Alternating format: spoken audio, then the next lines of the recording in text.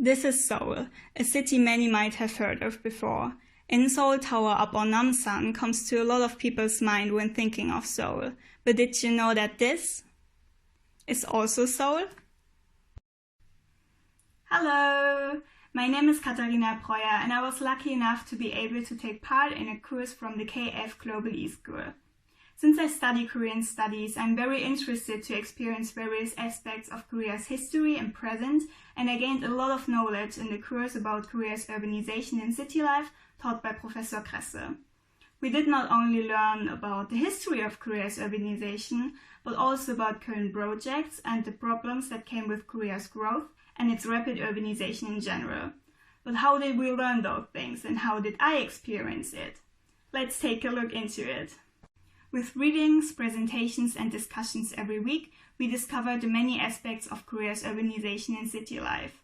Since we prepared the readings before each lesson, we were able to discuss the topic and share our own ideas within small groups. This was not only an exchange of knowledge, but a new possibility to consider other ways of thinking as well. I could tell you about all the many things I was able to learn in this course, but this would go beyond the scope of this video. Since I'm a young person striving to experience South Korea in person academically just as for occupation after graduation, I was particularly interested in how South Korea's history affected the cityscape, what Korea did to improve it, and how problems could be managed in the future. In the course, everyone had to prepare one group presentation, and the presentation I did with two fellow students was about changes in urban planning and urban morphologies in Seoul, based on a text by Song Hong Kim. Kim talked about how urban planning formed Seoul.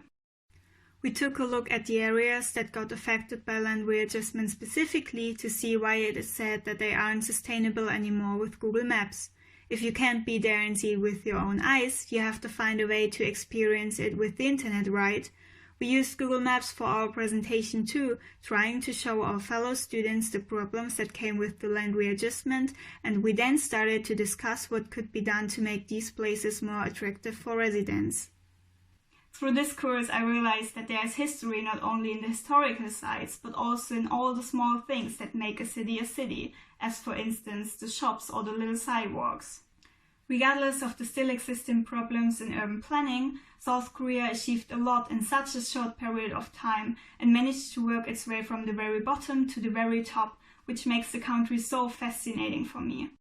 Lastly, I would like to say that I'm grateful to have had the chance to experience the KF Global e-school, and I hope I can take part in one of its courses again in the future.